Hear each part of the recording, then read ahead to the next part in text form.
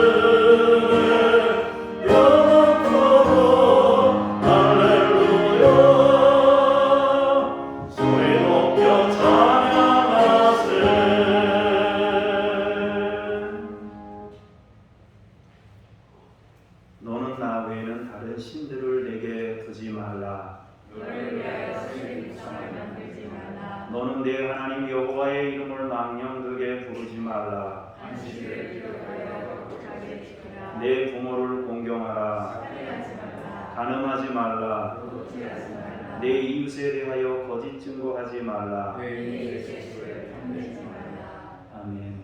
함께 기도합니다.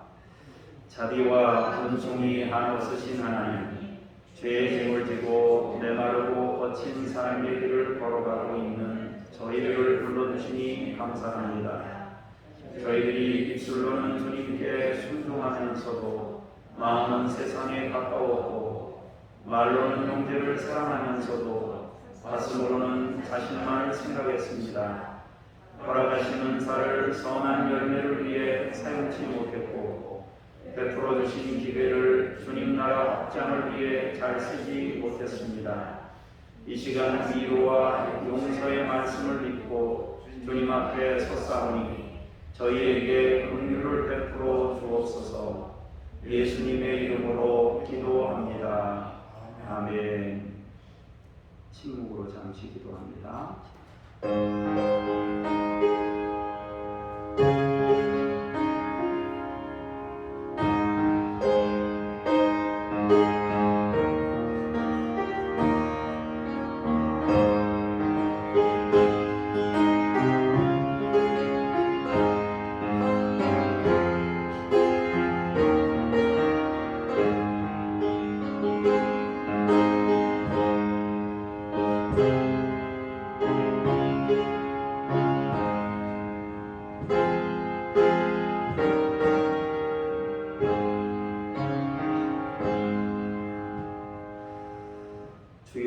주께 은총을 입었거든 원하건대 주는 우리와 동행하옵소서. 이는 목이 뻣뻣한 백성이니이다. 우리의 악과 죄를 사하시고 우리를 주의 기업으로 삼으소서. 아멘. 나는 전능하신 아버지 하나님 천지의 창조주를 믿습니다. 나는 그의 유일하신 아들 우리 주 예수 그리스도를 믿습니다. 그는 성령으로 잉태되어 동정녀 마리아에게서 나시고 본디오 빌라도에게 고난을 받아 십자가에 못 박혀 죽으시고 장사된 지 사흘 만에 죽은 자 가운데서 다시 살아나셨으며 하늘에 오르시어 전능하신 아버지 하나님 우편에 앉아 계시다가 거기로부터 살아있는 자와 죽은 자를 심판하러 오십니다. 나는 성령을 믿으며 거룩한 공교회와 성도의 교제와 죄를 용서받는 것과 몸의 부활과 영생을 믿습니다. 아멘. 자리에 앉으셔서 제가 잠깐 기도합니다. 거룩하신 하나님, 이 시간 성교의 영으로 오신 주님께 겸손히 무릎을 꿇습니다. 저희들의 예배를 받아주시고 충만하신 은총을 내려주소서.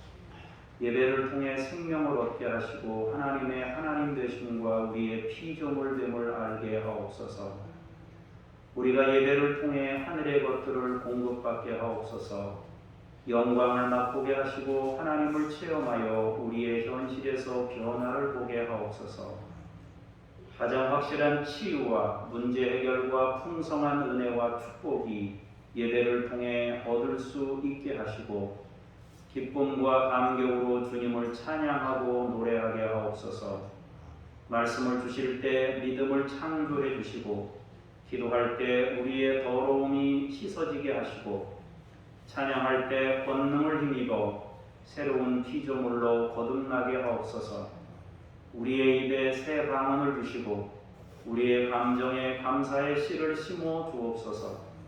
우리의 눈에 신비한 세계를 보는 안목을 주시고 우리의 귀가 하나님의 말씀에 마음을 두게 하옵소서.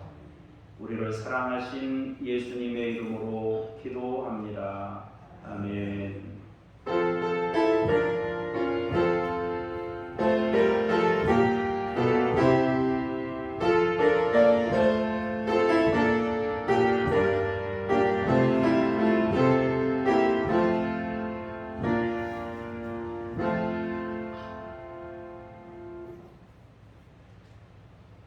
말씀 앞으로 나아가면서 세마 찬송 부르시겠습니다.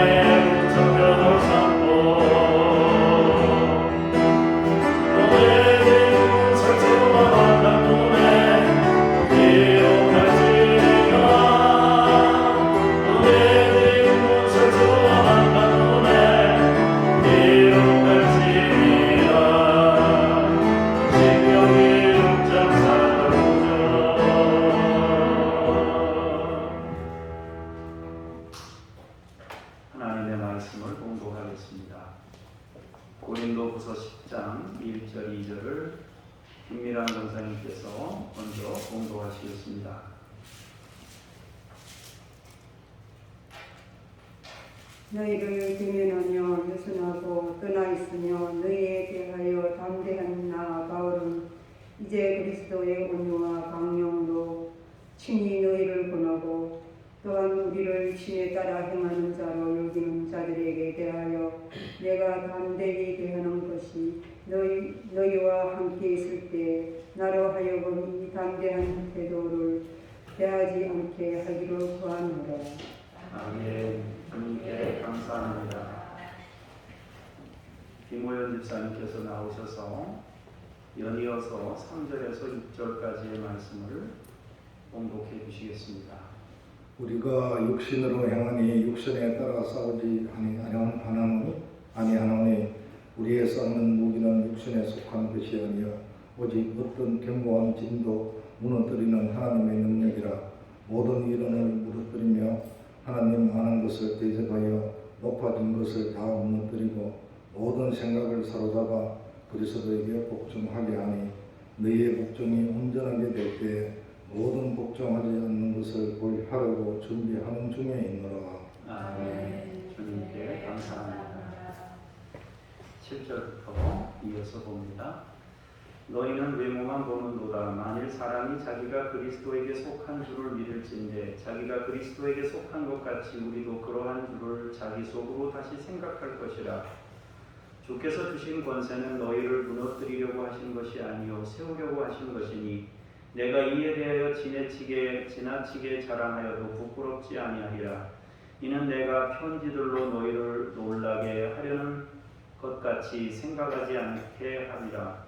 그들의 말이 그의 편지들은 무게가 있고 힘이 있으나 그가 몸으로 대할 때는 약하고 그 말도 시원하지 않다 하니 이런 사람은 우리가 떠나 있을 때에 편지들로 말하는 것과 함께 있을 때에 행하는 일이 같은 것임을 알지라.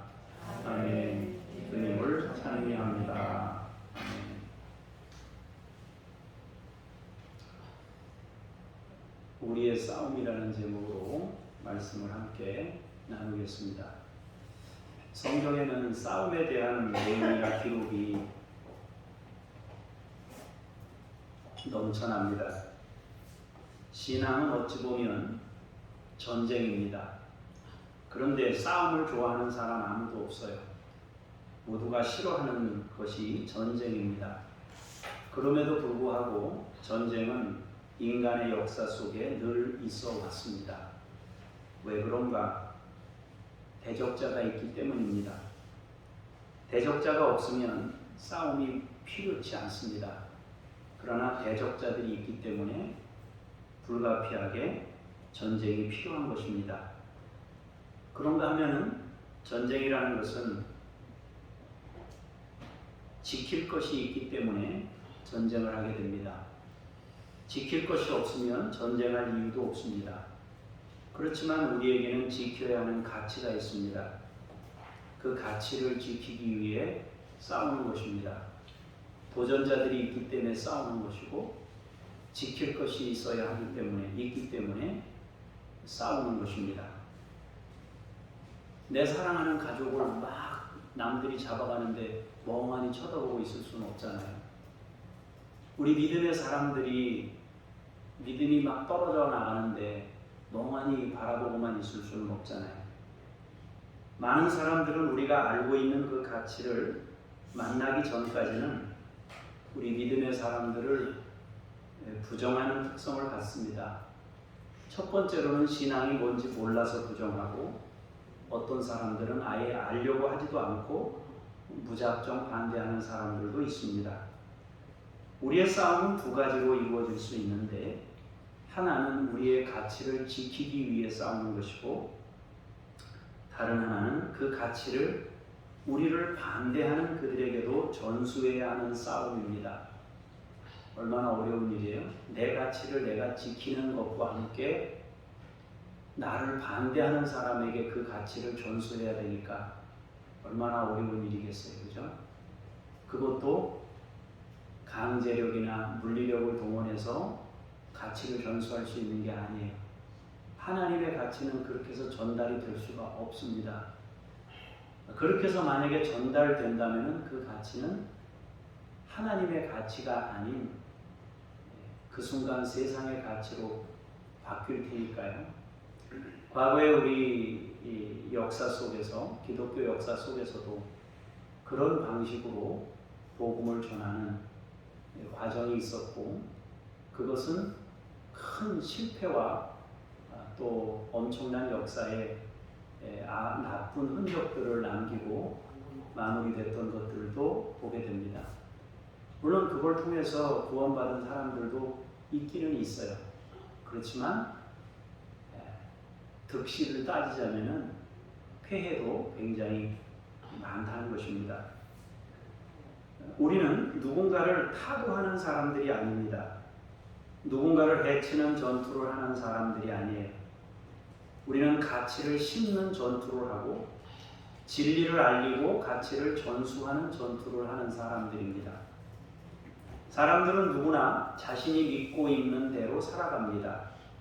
거짓을 참으로 믿고 살면 그 거짓은 그들에게 참이고, 마지막 하나님의 심판대 앞에서 거짓이 드러나기 전까지는 전적으로 신뢰하며 그 길을 가게 되어 있습니다.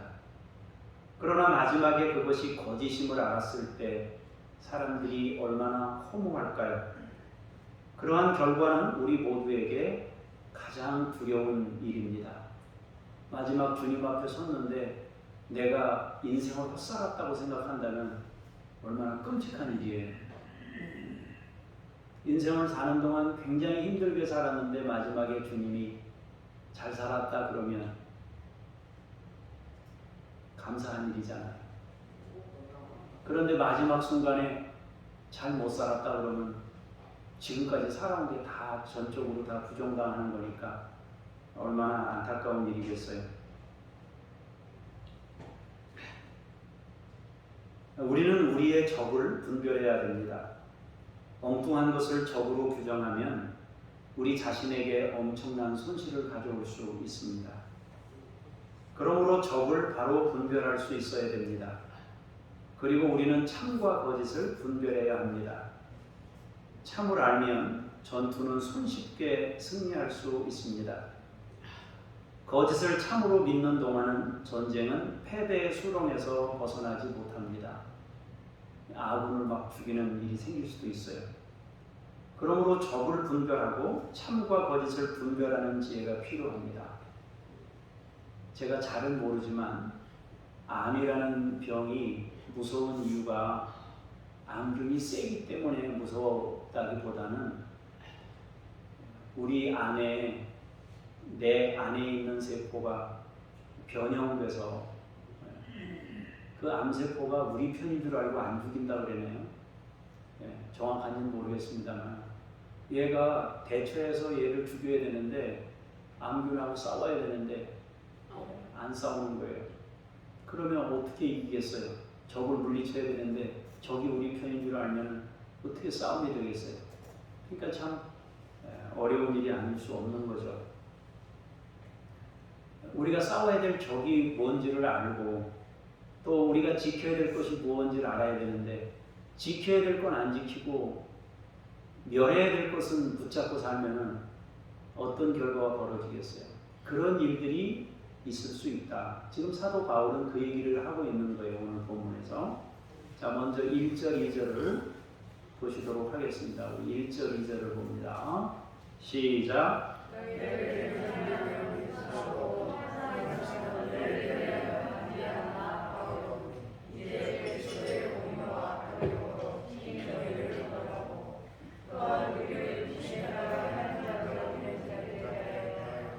내가 담대히 대하는 것 같이 너희와 함께 있을 때에 나로 하여금 이 담대한 태도로 대하지 않게 하기를 구하노라. 아멘.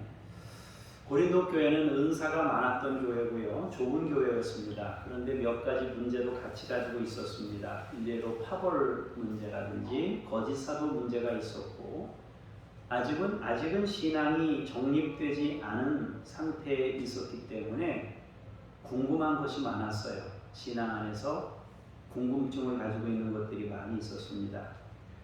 신앙을 실생활에서 적응할 때 갖게 되는 궁금증이에요. 여러분들도 궁금한 것 많잖아요, 그죠? 성경에 대한 궁금증도 있지만은 성경에는 없는데 시대가 변해서 성경에 나오지 않지만 우리가 일상생활하는 중에 이게 맞느냐 틀리냐에 대한 고민들이 있을 수 있단 말이에요. 그런데 이 신앙 정립이 필요한 시기에 만약에 거짓 사도를 만나거나 파벌 문제에 휩싸인다면 교회는 그야말로 심각한 상황을 맞게 됩니다. 왜냐하면 거짓을 참으로 믿고 용감하게 행동할 수 있기 때문이에요. 거짓을 참으로 믿고 용감하게 행동하는 것처럼 무서운 게 없잖아요, 그죠? 우리가 흔히 무식하면 용감하다 그러는데 무식하고 용감하면 참 이거 대책이 없는 상태가 되잖아요, 그죠? 무식하면 용감하지나 말아야 되는데 용감하기까지 하면 심각한 상황이 되잖아요. 바울은 자신이 사람들에게서 저평가받는 부분에 대해서 고민하고 있는 게 아닙니다. 그는 자신이 전한 복음이 사람들에게서 왜곡되거나 잘못 해석되고 적용되는 부분을 고민하고 있습니다. 여기서 대면하면 유순하고 떠나 있으면 담대한이라는 말은 바울을 공격하는 사람들이 하는 말입니다. 이걸 조금 바꾸면 그들은 바울을 향해 대면하면 비굴하고 떠나 있으면 용맹한 사람이라고 비난했습니다. 여기 유순하고라는 말은 다른 뜻으로 부정적인 의미를 쓸 때는 비굴하다. 좀 더 속된 표현으로 쓰자면은 얼떨리우스나 어리바리 이런 식이에요. 그런 거예요. 그러니까 사람을 만나면 뭐가 좀 얼떨떨하고 바보 같기도 하고 좀 모자란 사람이라는 거예요. 얼굴 보고 대하면. 그런데 떠나 있으면은 얼마나 용감하고 그러는지 모른다는 거예요. 또한 육신에 따라 행하는 자들이라고 비난했습니다. 사람들은 두 가지 점에서 바울을 비난했는데요. 하나는 바울이 전혀 신비롭지 않다는 것이고요. 다른 하나는 윤리적이지 못하고 뭔가 욕심을 가진 사람처럼 보였다는 것입니다. 근데 이게 실제로요. 실제로 실험했는데요. 잘생긴 사람한테는 조금 관대하답니다. 여러분은 그러지 말길 바랍니다. 못생긴 것도 억울한데 못생긴 사람한테는 좀 불친절하다네요. 사람이 실제로 막 여러 가지 테스트를 했는데 예쁜 사람이 실수를 하면 덮어준다네요. 잘생긴 남자가 실수를 하면 그게 그냥 조금 넘어가 준대요.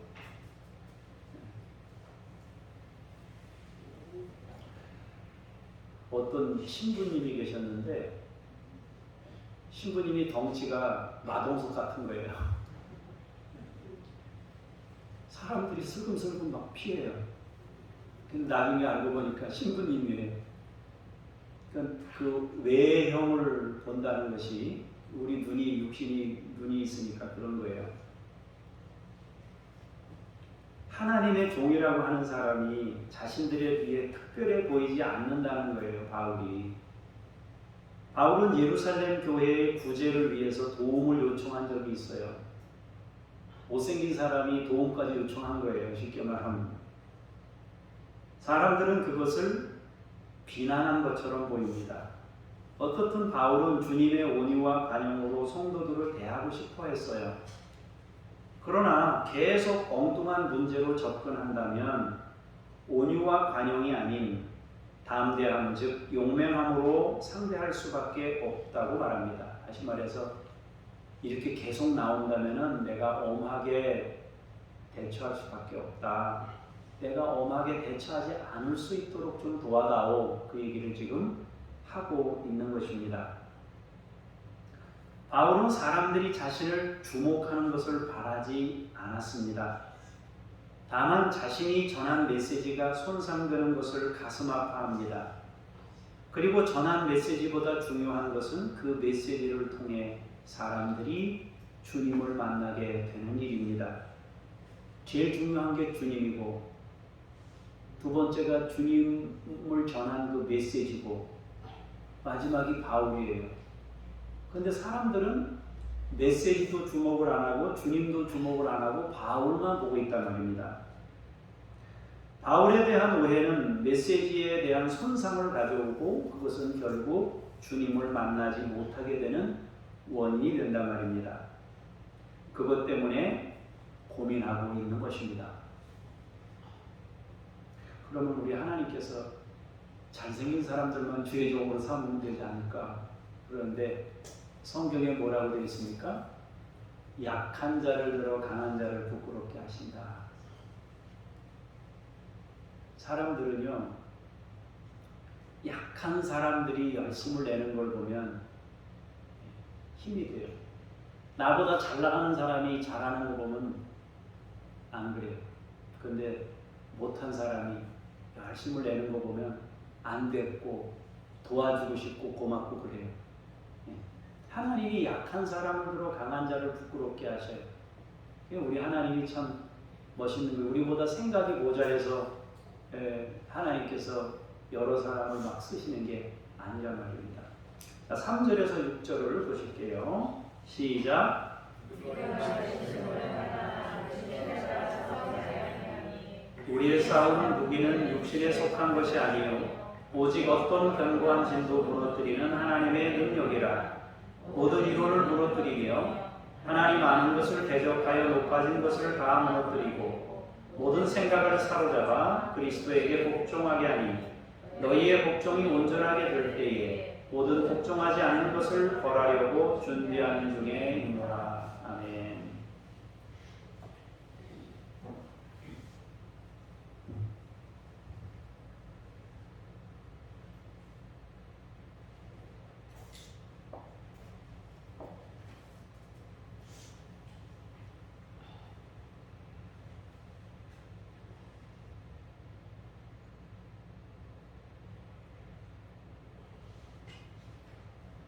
네, 죄송합니다.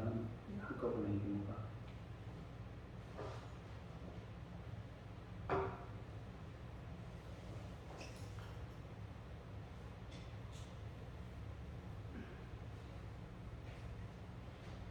(3절에서) (6절까지) 읽었죠.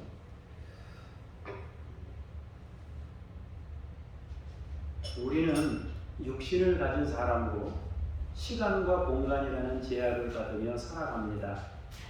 신비한 능력을 가진 것도 아니며 안 먹어도 사는 존재도 아닙니다. 분명히 육신을 가진 존재입니다. 그러나 육신에 딱 싸우지는 않아요. 엉뚱한 적과 싸우지 않습니다. 적이 무엇인지 아는 것이 중요합니다. 우리의 싸우는 무기는 육신에 속한 것이 아니고 어떤 견고한 진도 무너뜨리는 하나님의 능력이라고 하십니다. 그러면 견고한 진은 무엇입니까? 우리가 방금 읽었던 성경 구절을 다시 보자면은 모든 이론입니다. 하나님 아는 것을 대적하여 높아진 교만입니다. 우리가 가진 모든 생각들입니다. 이것들이 견고한 진입니다. 내가 가지고 있는 생각들, 그 생각들이 견고한 진이에요. 그 생각들을 하나님 말씀이 들어오면 그 생각들을 접어야 되는데 안 접죠. 고집을 피우잖아요. 그죠? 견고한 진입니다. 그것들이 바뀌고 무너져야 그리스도에게 복종할 수 있습니다. 그리스도에게 복종되지 않는 것은 심판에 이르게 됩니다. 보다 정확하게 말하자면 이미 모두는 심판을 향해 인생을 걷고 있습니다. 주님은 이 땅에 오셔서 심판으로 향해 가는 걸음을 멈추게 하시고 심판이 아닌 구원의 자리로 인도하신 분입니다. 주님은 심판을 위해서 오신 것이 아니라 구원을 위해 오셨습니다. 심판의 유보는 곧 구원의 기회가 됩니다. 그럼 사람들은 어떻게 가치가 변할 수 있는가? 우리 생각이 바뀌어야 되는 거예요. 우리 사상이나 이론이 바뀌어야 돼요. 그래야 진정한 변화가 일어날 수 있는 것이고 달라질 수가 있습니다. 설명으로만 될까? 가르치는 것으로만 이것이 되는 것일까? 우리가 삶의 모범을 보이면은 가능한가? 박수 두 번만 칩시다. 시작. 다시요. 시작.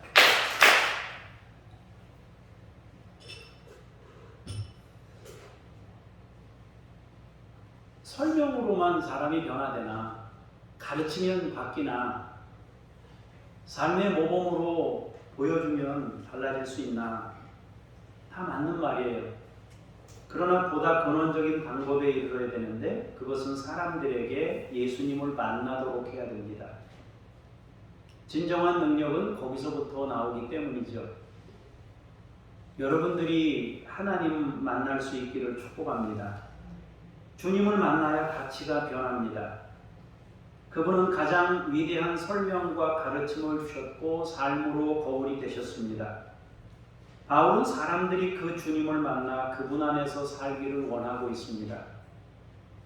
자신을 향해 신비한 것도 별로 없는 아주 평범한 인간이라고 비난하는 사람들을 보면서 바울은 자신이 향하고 있는 주님, 자신이 추구하는 그 주님을 보고 가치 변화가 이루어지기를 희망하고 있습니다.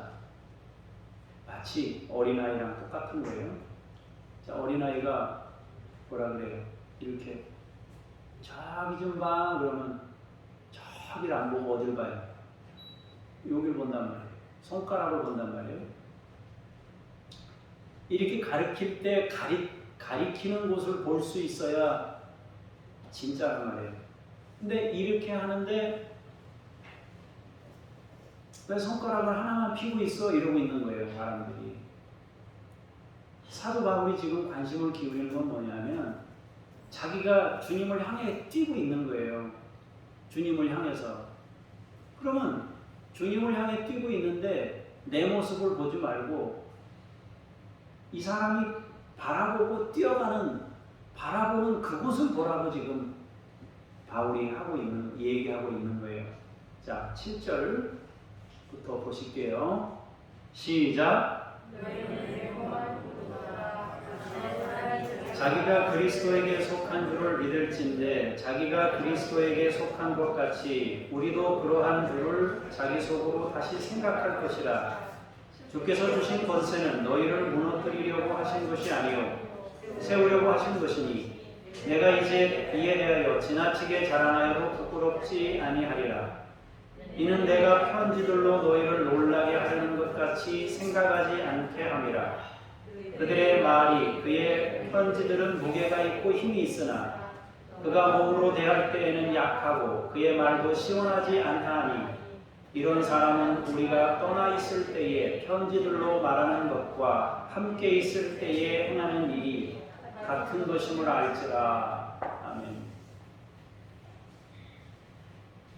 읽으셨는데 무슨 얘기하는지 아시겠어요? 자, 바울은 거짓 선생들과 비난하는 사람들이 있는 교회를 향해 엉뚱한 것에 휘말리지 말라고 당부하고 있어요. 그들은 바울만 보는 사람, 바울의 육체만 보는 사람, 외모만 보고 드러난 것만을 보는 사람들이었습니다. 바울이 진심으로 원하던 것은 사람들이 바울이 전하는 그분을 알기를 원했습니다. 바울이 전하는 메시지를 주목하기를 원했습니다. 그리고 마침내는 그 메시지의 주인공 되신 주님을 아는 사람들로 세워지기를 원했습니다. 참 생명 되시는 주님을 만나 진리를 깨닫고 구원과 영생에 이르기를 원했습니다. 바울은 몇 가지 특징이 있었는데요. 바울은 아주 왜소한 사람이었어요.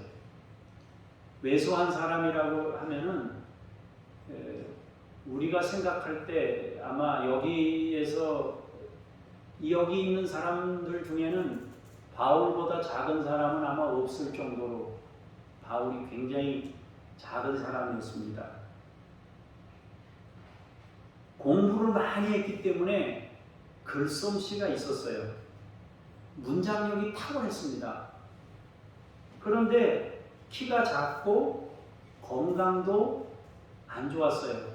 아프단 말이에요. 계속 뭐 일하다 말고 아프고 오죽했으면 선교하러 다닐 때 의사가 계속 같이 선교하면서 따라다녔잖아요. 그죠?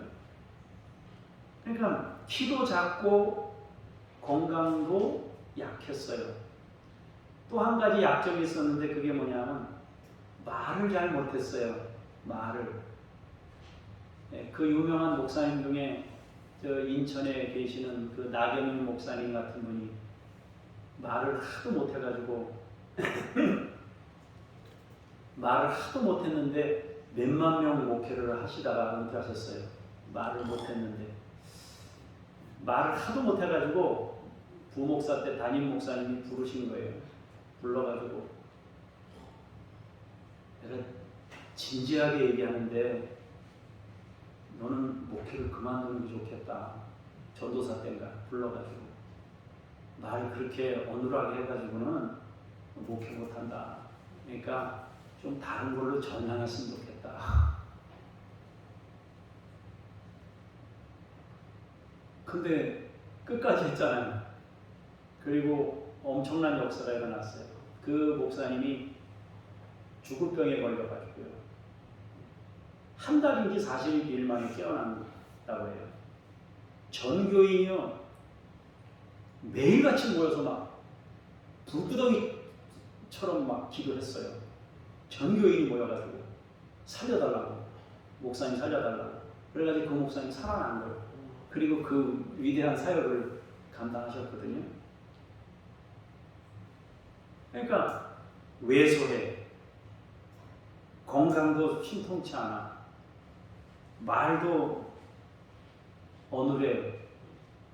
그러니까 비난하는 사람들이 볼 때는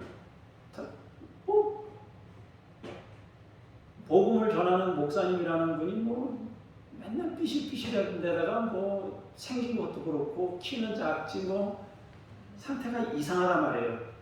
근데 말도 좀 시원시원하게 하면 좋은데 글 쓴 거 보면은 아주 뭐 이거는 교수님 수준인 거예요. 근데 말하는 거 보면은 동네 아저씨보다도 못한 거예요. 그러니까 이제 바울이 그런 얘기 하는 거예요.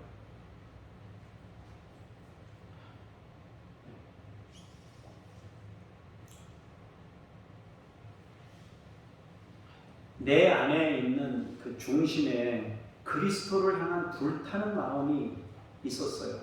내 안에 그게 있다. 주님을 향한 열망이 가득했습니다.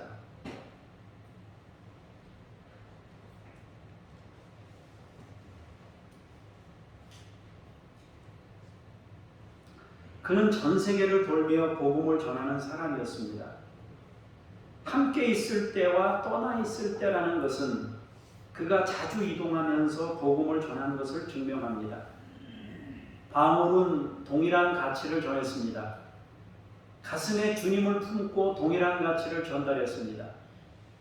편지로 전할 때도 주님을 전한 것이고 말할 때도 주님을 전했다 이거예요. 자기는 동일한 주님을 지금 말하고 있다는 거예요. 편지로 있을 때나 만났을 때나 떠나 있을 때나 대면해서 얘기할 때나 나는 같은 얘기를 하고 있다. 주님에 대해 얘기하는 것이다. 나를 주목하지 말고 내가 이야기하는 그 주님을 주목했으면 좋겠다고 얘기하는 거예요. 사람들은 주님을 주목하는 대신 바울의 외모와 바울의 말솜씨와 보여지는 것들로 판단하였습니다. 사람들은 엉뚱한 것을 주목하면서 엉뚱한 싸움에 휘말려 있었습니다. 그래서 사도 바울이 하는 얘기가 우리의 싸움은 혈과 육에 속한 것이 아니다. 어떤 견고한 진도 무너뜨리는 하나님의 능력이다. 우리의 무기는. 그걸 알고 그걸 붙잡아야 된다는 것이에요. 바울은 하나님의 능력으로 참 가치를 발견하게 되기를 원했습니다. 진정한 무기는 하나님의 능력이에요. 그 하나님의 능력은 우리에게 참을 깨닫게 하셔요. 생각을 바꿔주시고 견고한 진들을 무너뜨립니다. 견고한 진이란 고착화된 사고일 수 있습니다. 거짓을 참인 양 오랜 시간 신봉한 가치나 신념일 수 있어요. 그것은 하루아침에 바뀔 수 있는 것이 아니에요. 그러나 참을 만나면 가치나 신념에 변화가 일어나요. 그때부터 새로운 인생은 시작될 수 있는 거예요. 진짜 그리스도인이 된다는 것은 가치 변화가 일어나는 것이에요. 우리의 생각의 변화가 일어나야 된다는 것이에요.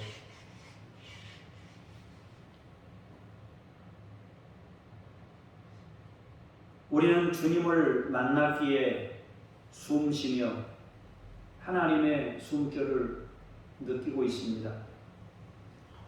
약동하는 만물을 보면서 하나님의 손길을 느끼고 있습니다. 우리는 예수 믿는 사람이라 남들이 안 보는 걸 보면서 남들이 느끼지 못하는 걸 느끼면서 살아요. 옛날에 학교 갔다 돌아오면은 식탁에 처음에는 제가 어릴 때 처음에는 우리 어머니가 보자기로 덮어놨었어요.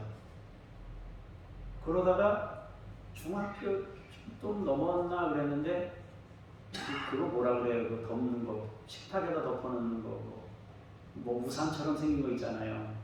이렇게 딱 접는데 양산 비슷한 거 막 접는데 그게 덮여 있는 거예요. 아주 신기한 거예요. 처음에 그게 나왔는데. 근데 이제 어머니는 어디 간다고 메모가 있는 거예요. 그럼 이제 거기서 먹고 오라는 얘기죠. 그리고 뭐 밭에 어디 어느 장소 어디에 내가 있다. 그러면 이제 집에 있는 밭이 어디 있는 건 내가 다 아니까 그리 와라. 그 얘기는 이제 복장 갈아입고 그리 오라는 얘기잖아요. 그래서 이제 그 어머니가 쟁반에 이렇게 담아서 덮어놓은 걸 볼 때 움직이는 게 아니에요. 얘가 움직이질 않아요. 그냥 차려놓은 음식이에요. 움직이질 않아. 근데 그걸 보는 순간 어머니가 이제 그걸 만들었다는 생각에 느끼잖아요. 뭔가 느끼잖아요. 그냥 아무 느낌이 안 와요. 그걸 딱 봤는데도 아무 느낌이 안 오는 거는 뭐 망난이라 그래야 되나 어떻게 해야 되나. 뭐 느낌이 있잖아요. 뭔가 이걸 딱 보는 순간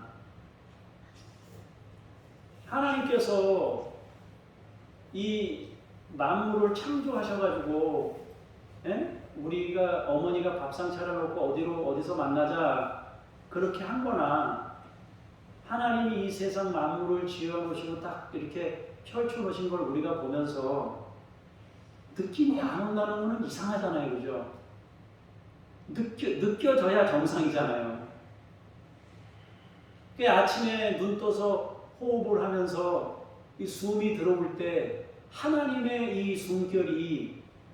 하나님의 숨결이 여러분들 안에 느껴져야 자연스러운 거잖아요. 이게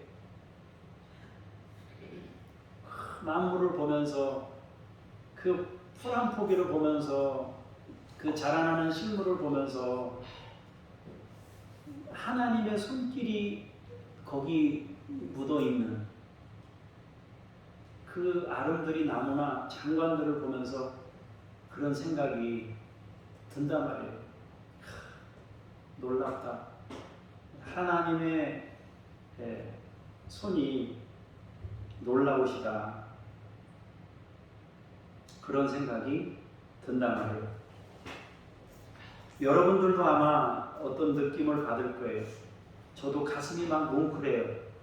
땅을 밟을 때마다 흙에서 뭔가를 얻을 때마다 감동이 있어요.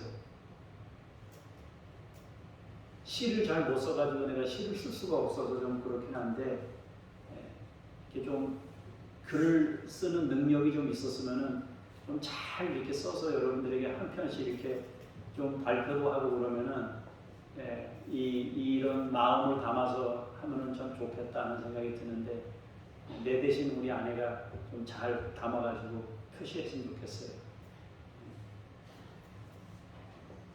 그저 감사할 뿐이에요. 하나님이 베푸신 은혜가 감사할 뿐이고 만져지고. 그래서 야고보서에서 그런 얘기 했잖아요. 예? 태초부터 있는 생명의 말씀에 관하여는 우리가 본바요. 예. 주목하고 우리 손으로 만진 바가 육신의 것을 어떻게 만져지겠어요? 느꼈단 말이에요. 하나님을 느꼈어요. 하나님을 느끼고 하나님을 체험하고 하나님을 느끼면서 만나고 있는 거예요. 사도 바울이 지금 그 얘기를 하고 있어요. 내 발솜씨를 보지 말고 내 키를 보지 말고 내가 아파가지고 병자처럼 이렇게 허약한 이런 거 보지 말고 글솜씨하고 이거 왜 이렇게 차이가 나냐 이런 거 보지 말고 바울이 바라보고 있는 그곳을 함께 바라보면서 믿음 생활했으면 좋겠다. 아니면 엉뚱한 거 붙잡고 계속 싸우는 거예요. 이 비난자들이 엉뚱한 거 붙잡고 뭐 신통치 않지 않냐 뭐 이래가면서 뭐 여러 가지 이야기를 하면서 그러고 사는 거예요. 그렇게 하지 말라는 거예요. 여러분이나 저도 엉뚱한 거 붙잡고 괜히 에너지 낭비할 이유가 없어요. 영원하신 하나님 그분을 바라보면서 가는 거예요. 다른 것들은 조금 적은 문제니까 그냥 덮고 가는 거예요. 바울이 조금 말씀씨가 없으면 좀 어떻습니까? 그냥 덮고 가는 거예요. 그렇게 하고 같이 가면서 하나님 앞에서 하나님 안에서 살아가자. 그 얘기를 지금 사도 바울이 하면서 엉뚱한 전쟁하지 말고 우리의 전쟁은 우리의 전투는 그런 것이 아니다 라고 이야기하면서 하나님의 그 중심 가치를 지키는 그 전투를 하면서 우리가 견고한 진을 무너뜨리면서 갈 길을 가자 그 얘기를 지금 하고 있는 것입니다. 여러분 모두 싸워야 될 대상을 잘 알고 엉뚱한 거 가지고 싸우지 말고 여러분이 지켜야 될 것들을 잘 지킬 수 있는 그런 분들이 되시기를 바랍니다. 기도하죠.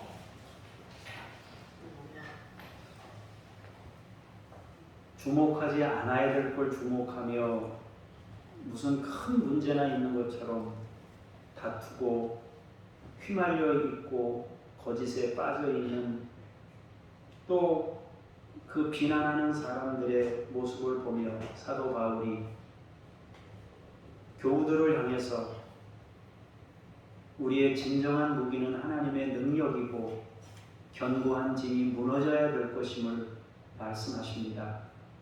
주여 우리가 피차간의 모자란 중에 하나님을 바라보며 거기를 향해 달려가고 있습니다. 주여 우리가 겉모습을 보고 육신을 보고 가는 사람들이 아니라 외모만 보고 사는 사람들이 아니라 하나님을 향해 있는 그것을 보고 함께 가는 우리 믿음의 식구들이 되게 하옵소서. 감사드리며 주 예수 그리스도 이름으로 기도합니다. 아멘.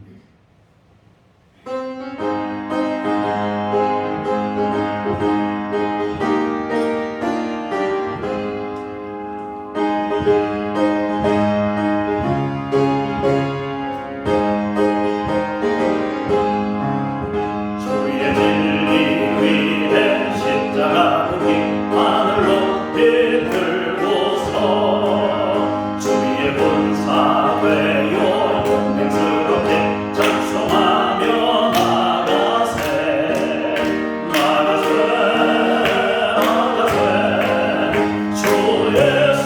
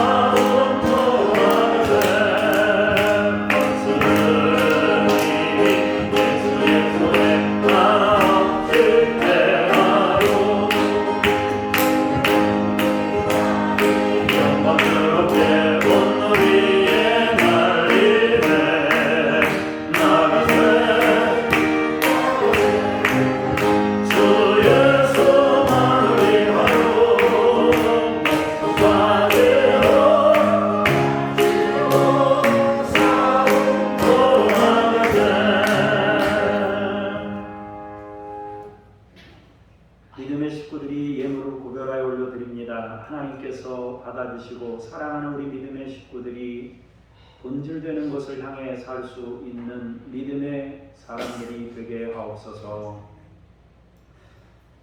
평생을 사는 동안 다스림의 권세를 주시고 하나님 물질의 풍성한 은혜를 부어주셔서 감사하면서 나누고 섬기고 누리고 살 수 있도록 주께서 함께하여 주시옵소서. 감사드리며 주 예수 그리스도 이름으로 기도합니다. 아멘.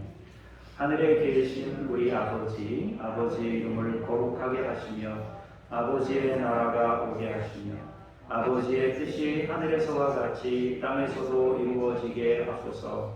오늘 우리에게 일용할 양식을 주시고 우리가 우리에게 잘못한 사람을 용서하여 준 것 같이 우리 죄를 용서해 주시고 우리를 시험에 빠지지 않게 하시고 악에서 구하소서. 나라와 권능과 영광이 영원히 아버지의 것입니다. 아멘.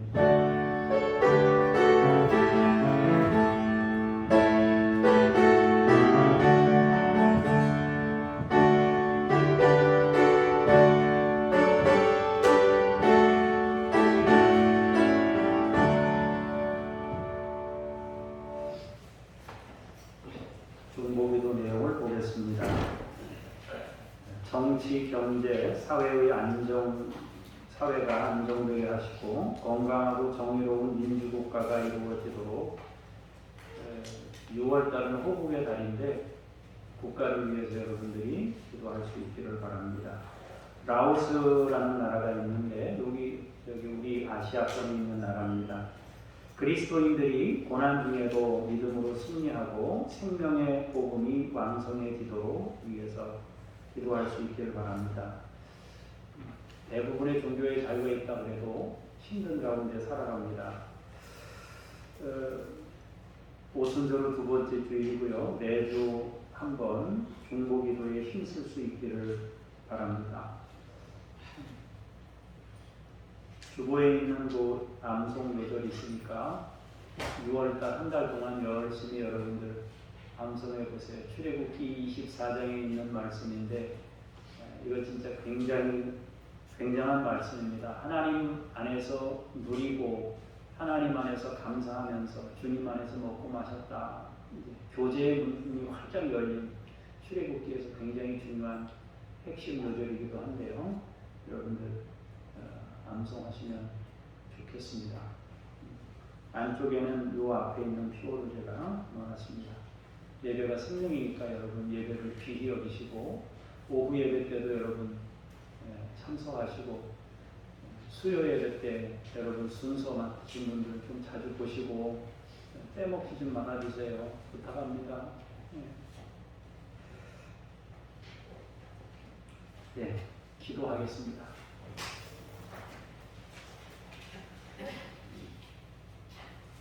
살아계신 하나님, 역사하시는 하나님, 이 나라와 민족을 위해 기도합니다. 정치, 경제, 사회가 안정되게 하시고 건강하고 정의로운 민주국가가 이루어지게 하옵소서.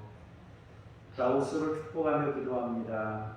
그리스도인이 고난 중에도 믿음으로 승리하고 생명의 복음이 왕성해지게 해 주시옵소서. 하나님, 이성희와 북한 어린이들, 포스터 밴데이지, 김요엘, 이웃 아저씨, 이동식, 성영숙 선교사님, 천애슐리 선교사님, 하나님, 우리가 정기적으로 약간의 도움을 드립니다. 하나님이여, 이분들이 하나님의 사랑을 가지고 믿음으로 성장하고 또 주의 영광을 위해 사역할 수 있도록 함께 하시고 인도하여 주시옵소서. 이 모양 저 모양으로 애쓰고 수고하는 사랑하는 우리 믿음의 식구들의 헌신을 받아주시고 하나님, 일주일 동안도 애쓰고 수고한 것들 다 기억하시고 복으로 주님께서 채우시옵소서. 이제 말씀을 듣고 돌아갑니다. 삶의 자리에서 주의 영광을 나타내게 하시고 믿음의 식구들에게 건강을 주시고 하늘의 것과 땅에 기름진 것으로 풍성히 채워 주시옵소서. 은혜 베푸시는 주님, 오늘 저녁부터는 이제 저녁 예배로 우리가 많이 쉬었는데 예배를 이제 감당하려고 합니다. 주여 도와주셔서 우리가 생명과 같은 예배를 드리면서 하나님 앞에 시간과 마음과 몸을 드릴 수 있도록 인도하여 주시옵소서. 감사드리며 예수 그리스도 이름으로 기도합니다. 아멘. 다 같이 자리에서 일어나셔서 찬송 부르시면서 성령님과 함께 우리의 삶의 자리로 힘차게 나아가십시다.